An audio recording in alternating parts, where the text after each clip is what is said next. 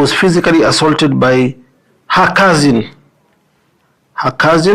and I've been told her son to a very big person. You can see the injury she sustained. Yeah. What's happening? My brother put me up over the weekend.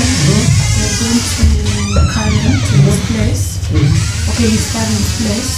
We're just supposed to hang out to Duamewa last month. Then they had exchanged rings. So kanipigia kaniambia nikuje nikatoka kwangu Tawala. Nikaenda hadi Karen Plains Road. My brother happens to be former IG's son. Ex-IG Mutyambai's son. So tukakuwa hapo, we are just relaxing. Tukakuwa tunaongea, and then kidogo vutano tu kidogo. Oh, like people can be drunk or kuna misunderstanding. So the misunderstanding was just matters family. Then all of a sudden, my brother just starts like pushing me around. Then he wiped off my makeup, I remember. He was like, "Ati makeup unavaa ya nini?" Then he started beating me up. Ikakuwa altercation, nikijaribu kukimbia na anakimbia na ni grab from behind anani push.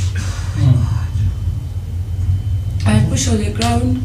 So then he really beats me up, and everywhere was closed. I didn't know where to go. Nika manage kufungua gate, nikatoka. I ran on Karen Plains Road to their neighbors for bush. Nikaingia tu hapo, and then I called a cab that brought me around 2 AM 3. Then nikaletwa hapa Hosi. So I've been here since that time. I filed a report, but nothing has come back. Yeah. Okay, I'll deal with the case. Will you be comfortable with us?